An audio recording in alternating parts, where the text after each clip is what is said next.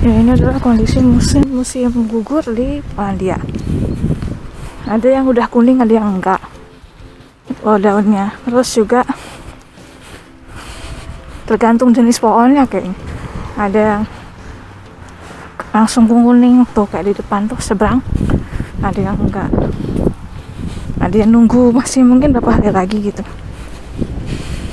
Sini moda transportasinya tuh penggantinya Gojek itu ini skuter. Jadi skuter ini bayar, terus kita bisa coba naikin gitu. Bayarnya berapa ya? Kayaknya murah sih pokoknya. Berapa ya? Udah lihat internet ya harganya. Terus ada berbagai macam vendor. Di sini juga dipisahin, jadi ada yang sampah kertas, sampah metal, sama sampah kaleng. Nah, ini adalah suasana pohonnya. Jadi kalau udah kuning banget gitu. Ini daunnya udah kayak gini. Jadi kuningnya tuh juga macam-macam. Ada yang kuningnya seperti ini, ada yang kuningnya agak pink dikit, ada yang kuningnya norak gitu. Tergantung banget sama ininya, sama jenis daunnya, jenis pohonnya, jenis tanamannya gitu. Assalamualaikum, ketemu lagi sama aku Tiffany Hayu. Jadi aku mau kasih lihat kalian musim gugur di Polandia tuh kayak gimana gitu. Jadi aku lagi jalan ke salah satu taman yang termasuk besar gitu di kota ini, namanya Park Jordana. Terus nanti kalian bakal lihat banyak tanaman, pohon yang udah menguning gitu loh. Jadi sangat menarik buat foto-foto. Nah, itu kalau dipakai kayak gitu, kalau dipakai skuternya. Pengen nyobain juga sih nanti. Udah itu kita bisa nyari lokasi di mana skuter ini berada di aplikasinya. Ini namanya Bolt kali ini. Atau kita juga bisa misalnya ketemu di jalan kayak tadi tuh, langsung aja bayar, download aplikasinya dan langsung dipakai deh, bisa gitu. Jadi banyak cara untuk bisa ngendarain itu. Nih, jadi daunnya emang jadi sampah ya, bikin sampah juga. Jadi daunnya tuh jadi polusi juga ya, maksudnya jadi sampah. Tapi karena ini daunnya, jadi pasti sampahnya sampah organik sih, jadi ya akan terurai. Nah, ini adalah stadion bola. Kayaknya bulan kemarin pernah Lechia Gdańsk pernah main di sini lawan Wisła Kraków.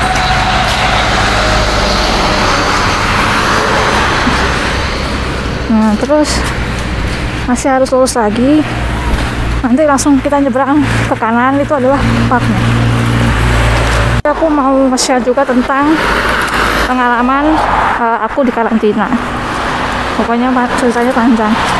Nanti kita sampai sana dulu ya, baru bisa diskusi. Itu adalah stadionnya dari dekat kayak gitu.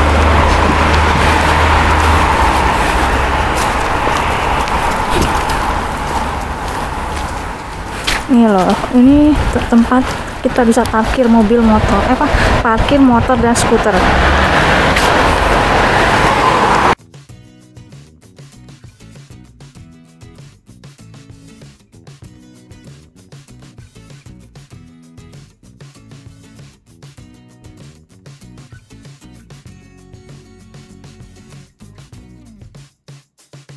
Sampai di tamannya. Jadi tamannya itu gede, terus juga itu namanya Jordana. Terus ada aturannya tuh nggak boleh ngapain. Terus orang pada sepedaan juga tuh. Daunnya udah kuning. Terus kita mau lihat apa aja sih dalam taman ini. Taman biasa sih, jadi ada taman bermainnya. Ini buat anak-anak gitu. Ada fitnessnya nih. Mungkin ada nih buat nanti. Tuh itu pohonnya udah kuning, udah tua. Di bagian sini masih hijau, jadi belum semua kuning ternyata. Terus di situ ada itu patung beruang. Pokoknya ini ada sejarahnya sendiri lah, entah gimana tuh. Coba dibaca aja tulisannya apa itu ya. Pokoknya tentang, nah ini jejaknya nih, jejak hewannya kali. Oh, Palestina ada tentang Bolonia, Monte Cassino, terus Iran, nggak tahu juga dia tentang apa nih. Nanti dicari ya infonya. Ini Syria juga ada, apa tentang negara Islam, Egypt. Coba dilihat ini bolehnya apa ya?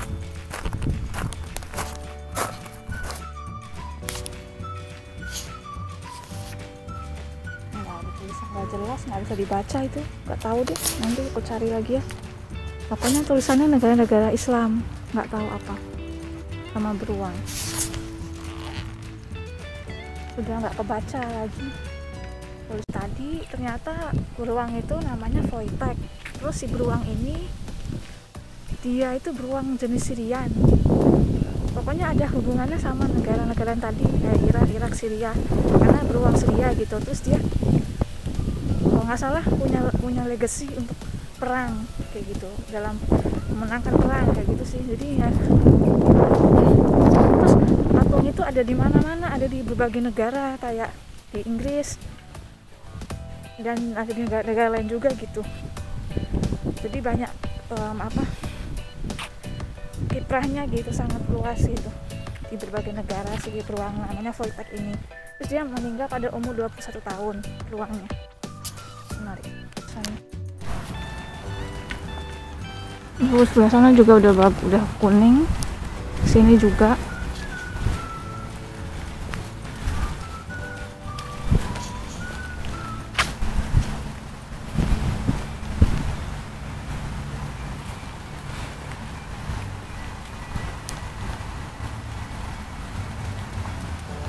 Bagus kan? Ini buat foto-foto bagus nih. Orang pada ngajak hewan jalan-jalan.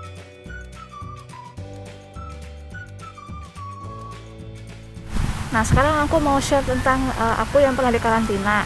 Jadi pada akhir bulan kemarin, yaitu akhir September, terkadang sulit untuk mengekspresikan diri kita sendiri. Streva.id hadir untukmu untuk berada di zona nyamanmu. Subsidi ongkir dan promo lainnya hanya di @streva.id, www.streva.biz.id.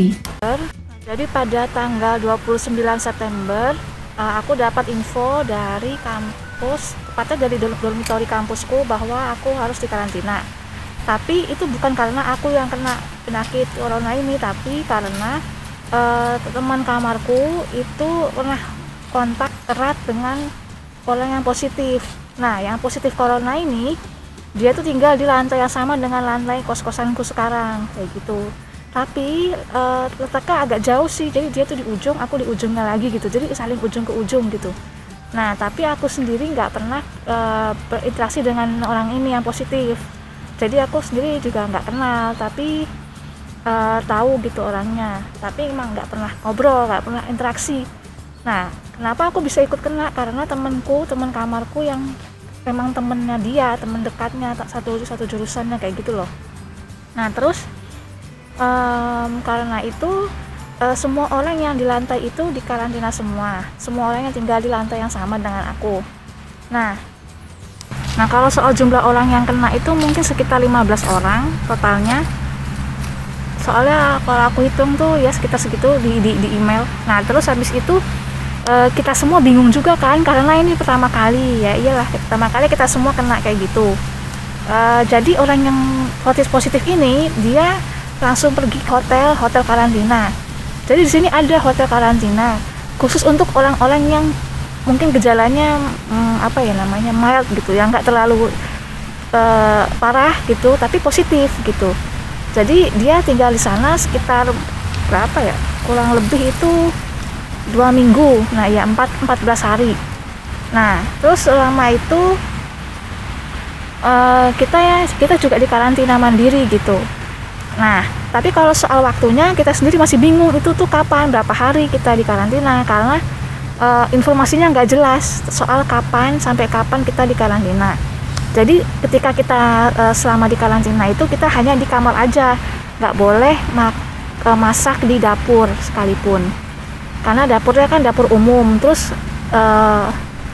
mungkin ya pemikiran aku sih kayaknya mau di sterilkan gitu dapurnya, lorong-lorongnya juga. Jadi kita tuh cuma makan dan masak harus di kamar sendiri. Kita nggak bisa masak makan di luar gitu. Nah ya ini syukurnya aku punya microwave dan juga ada rice cooker gitu, jadi bisa masak di kamar. Terus untuk bahan-bahan makanannya kita tuh dibeliin gitu. Jadi ada temennya temen kamarku ini gitu, dia emang membeliin semua gitu untuk semua yang kena karantina gitu. Beberapa dibeliin, jadi ya pesen aja sih sama dia. Terus teman kamarku juga kadang delivery makanan apa gitu, pakai, kalau di sini kan namanya Uber Food kayaknya. Nah itu delivery makanan juga bisa. Nah terus di hari kelimanya polisi datang, tapi polisinya itu nggak datang ke dalam kos-kosan kita, atau kamar kita, enggak. Dia datangnya tuh dari bawah kos-kosan kita, dari luar gitu. Jadi teman kamarku tuh ditelepon dia polisi ini, terus disuruh ngarahin polisinya supaya bisa ngeliat kita dari bawah, dari luar gitu.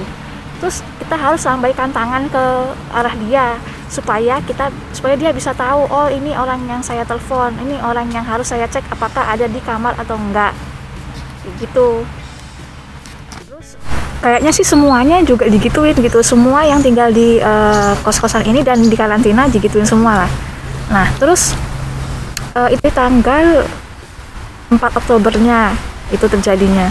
Terus tanggal ke-5 Oktober adalah hari terakhir, dimana itu hari ke-6 kan. Nah terus aku baru ngerti kayak gini nih karena download aplikasi. Jadi di sini tuh ada namanya aplikasinya Stop Covid kalau nggak salah. Terus ada Stop Covid. Terus di sana itu kita bisa mantau status karantina kita dari sampai kapan gitu. Nggak ada keterangan dari kapannya sih. Jadi gini, jadi aku tahu jelasnya tuh dari aplikasi. Jadi ada aplikasi yang namanya Kvarantana Domova. Itu adalah aplikasi di mana kita bisa tahu status kita di karantina sampai tanggal berapa. Terus juga informasi tentang bagaimana sih cara menjaga diri, atau gimana cara melakukan karantina mandiri kayak gitu loh. Jadi informasi yang penting kayak gitu. Dan di sini tulisannya. Dan di sini tulisannya itu last quarantine day aku itu adalah 5 Oktober 2020 gitu. Terus di sini tuh juga ada aplikasi yang menarik gitu. Entah di Indonesia ada apa enggak ya. Jadi di sini tuh namanya Stop Covid. Jadi aplikasi ini isinya itu tentang bagaimana cara mencegah Covid. Jadi kayak tipsnya kayak gitulah, mencuci tangan, jaga jarak dan lain-lain, pakai masker gitu. Terus juga di aplikasi ini juga ada kayak risk monitoring, analisis monitor risiko kita. Jadi kita harus ngikut tes, misalnya tes kuis gitu. Nah jadi isinya tuh kayak apakah kamu pernah kontak sama orang yang misalnya kena COVID ataupun punya keluarga yang kena COVID dan lain-lain gitu. Pokoknya ada kuesioner yang harus diisi. Terus setelah diisi akan ada hasilnya. Dan aku sekarang hasilnya itu low risk infeksi. Jadi infeksinya beresiko yang rendah gitu. Nah terus di sini juga ada fitur di mana kita bisa ngecek apakah orang di sekitar kita, bukan orang sih, apakah akun di sekitar kita itu ada yang kena COVID gitu. Jadi dia itu tidak merekam nama dan tanggal lahir, data pribadi gitu, enggak. Dia cuma merekam HP yang telah terdaftar ini apakah kena COVID apa enggak kayak gitu. Nah terus Aku pernah coba pakai itu sih, tapi apa ya, jadi masih agak bingung juga menggunakannya. Jadi sejauh ini aku masih bingung gitu cara pakainya, lebih ke kayak gitu sih. Tapi ada fitur-fitur kayak gitu, tapi nggak tahu sekarang apakah masih berfungsi apa enggak. Soalnya aku juga udah daftar kan, jadi ini sudah terhubung dengan sistemnya si Polandia ini gitu. Jadi misalnya kalau kita berisiko rendah, berisiko tinggi kena COVID ataupun sudah positif, kita bisa langsung lapor di sini kayak gitu. Jadi gunanya supaya mencegah orang yang belum kena, orang yang sehat gitu, supaya nggak kena kayak gitu loh. Jadi ya bagus sih, jadi untuk mengurangi yang terkena lagi gitu, mencegah adanya COVID kayak gitu sih. Ya, itu sih sharing-sharing yang aku mau sampaikan. Jadi, oh ya, kasus corona di sini itu sangat parah sekali ya menurut aku, karena ada demo kemarin. Jadi beberapa hari yang lalu itu, selama banyak hari gitu, di semua kota kali ya, mungkin di kota besar di Polandia itu ada demo besar-besaran untuk yang nggak setuju dengan kebijakan pemerintah yang sekarang ini, yaitu tentang hukum aborsi dan juga LGBT kalau nggak salah. Nah karena itu jadinya banyak demo, terus jalanan penuh manusia, kayak ribuan manusia di kota Krakow, Warsaw, mungkin Poznań, Wrocław dan lain-lain, sehingga menyebabkan kenaikan jumlah yang kena COVID. Nah itu menurut aku sangat disayangkan, karena setahu aku demo nggak terlalu sering ya di sini, apapun yang nggak tahu, mungkin nggak sesering di Indo gitu. Tapi kenapa pas demo pas COVID gitu loh. Tapi memang kebijakan ini juga adanya pas COVID ya, jadi ya mau gimana lagi ya, kayak gitu sih.